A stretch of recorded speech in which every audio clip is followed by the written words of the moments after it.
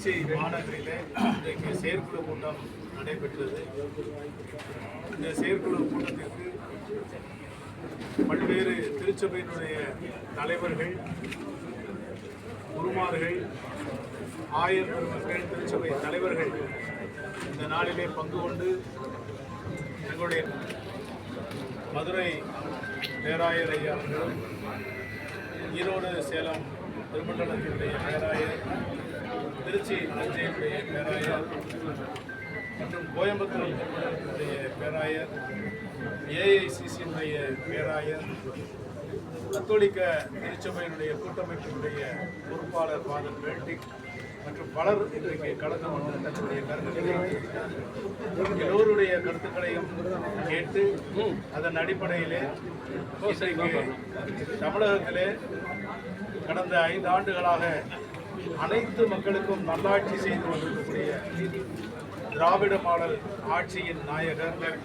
திராவிட முன்னேற்ற கழக தலைவர் மாண்புமிகு க. ஸ்டாலின் அவர்களுடைய தலைமையிலான கூட்டணிக்கு கிறிஸ்தவர்கள் அனைவரும் ஆதரவு தெரிவிப்பது என்றும் 234 தொகுதிகளிலும் கிறிஸ்தவர்கள் களப்பணி ஆற்றுவார்கள் என்றும் தீர்மானிக்கப்பட்டு முடிவெடுக்கப்பட்டது.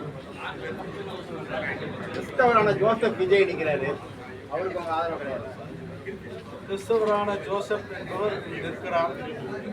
இந்த கிறிஸ்தவம் என்பது 200-300 ஆண்டுகளாக இங்கு இருந்து வருகிறது.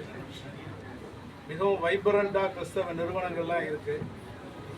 கிறிஸ்தவ நிறுவனங்களிலே படித்தவர்கள் தான் இன்றைக்கு எல்லா கட்சிகளிலுமே பொறுப்பு மிகுந்த நபர்களாக இருந்து வருகிறார்கள். ஆனால் கிறிஸ்தவ மக்களுக்காக பேசுபவர்களாக, எல்லா மக்களையும் அரவணைத்து செல்பவர்களாக, எல்லா மக்களுக்காகவும் பேசுபவர்களாக இருப்பவர்களைத்தான் நாங்கள் ஆதரிக்க முடியும். நேற்று வரை அவர் தன்னுடைய தொழிலிலே பிஸியாக இருந்துவிட்டு இன்றைக்கு தேர்தலுக்கு வருகிறேன், கிறிஸ்தவர் என்ற அடையாளத்தோடு வருகிறேன் என்று சொன்னால் அதை எங்களால் ஏற்றுக்கொள்ள முடியும்.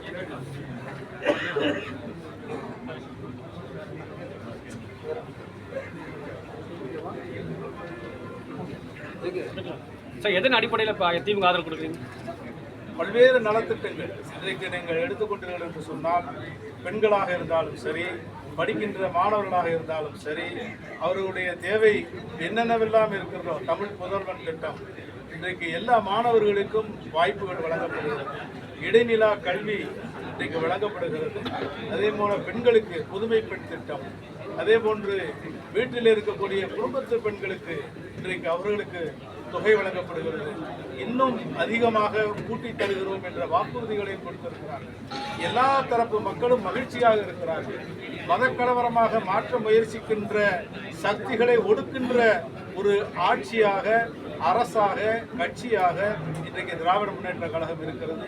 அதன் அடிப்படையிலே எங்களுடைய உள்ளார்ந்த ஆதரவை நாங்கள் தெரிவிக்கிறோம். அவர்களுக்கு சால்வை அணிவித்து மரியாதை செலுத்துகிறார்.